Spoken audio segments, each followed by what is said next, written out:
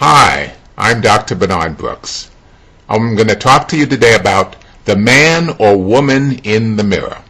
From Michael Jackson's song, The Man in the Mirror, stretching back in time to William Shakespeare, and even further back to the Bible, it's been understood that wisdom begins with looking honestly at yourself and conducting your life according to that truth.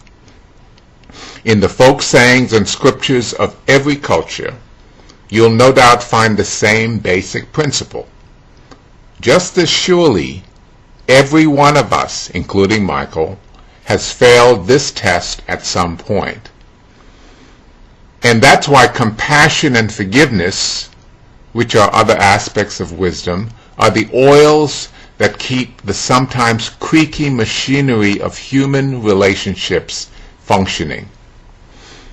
In the past, we mainly had to rely on the hope that as we get older, we would somehow become wiser, almost against our own inclinations. But today, we know from research in positive psychology that these principles of folk wisdom actually work, and further, that they are skills or competencies that we can develop through practice. But rather than throwing out the ancient concept of wisdom for the scientific one of competencies, we can benefit from that legacy by combining the two.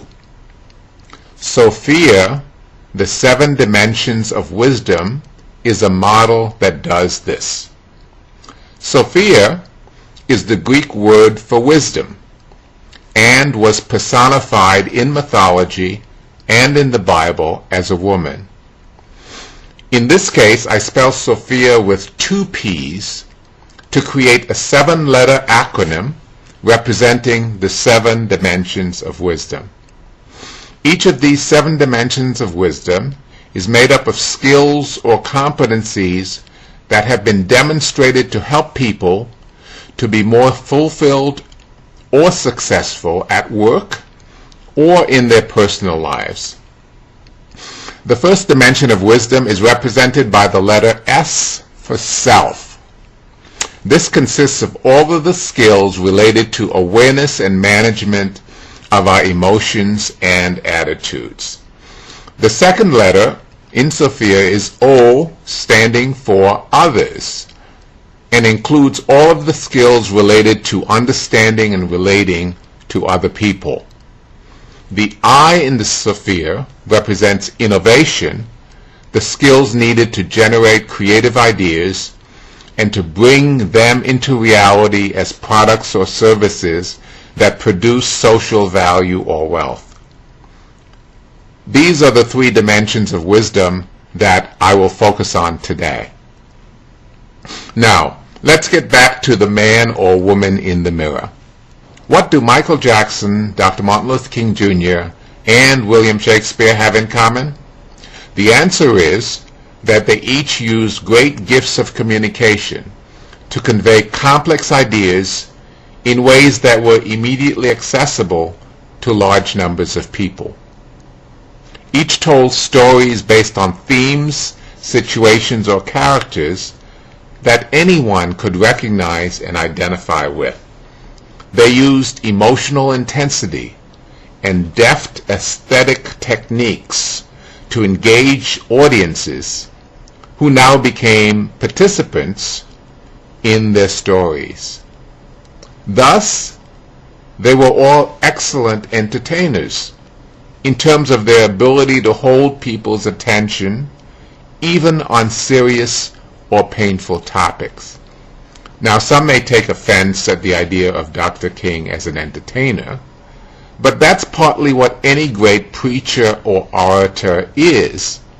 He or she doesn't just convey information, but rather transports the listener into another place with the drama or humor of stories and the music of words. It's clear from looking at these 3 historical persons closely that reaching high levels of achievement doesn't require one to become a perfect human being, it does require that you tap into the core of yourself and release that almost explosive emotive and ideational energy, while at the same time expressing that energy in sounds, images, words, ideas, themes, and stories that are connected to the shared present and past of a community or world of which you are part. Each of us needs to do this to some degree in order to achieve our own potential. This requires developing our skills and competencies in the dimensions of wisdom concerning the self, others, and innovation. This process isn't just limited to the arts or other expressive fields. All ideas, including scientific, business, or engineering ones, are human creations and originate out of experiences of self. Powerful ideas have that almost explosive intensity, and their originators are usually passionate about or even obsessed by them.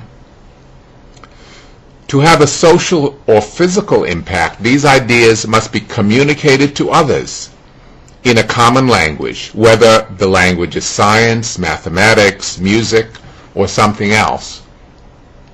That communication must be persuasive enough to stimulate others to expend money, time, and resources on bringing the ideas into fruition as products, services, functional principles, works of art, etc. The main tool to develop the dimensions of wisdom pertaining to self, others, and innovation is courageous reflection, looking at the man or woman in the mirror. This isn't a single aha moment of insight, but a discipline that needs to be practiced and to become habitual. One of the primary aids that supports courageous reflection is life coaching.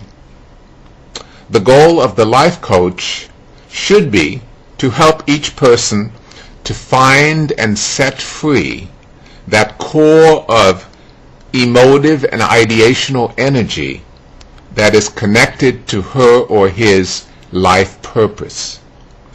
To communicate the contents of that energy to others based on shared interests, and together with others to build that shared future in which each human being can be a contributing member of a vibrant and sustainable community. To learn more, go to my website at www.sophia.com.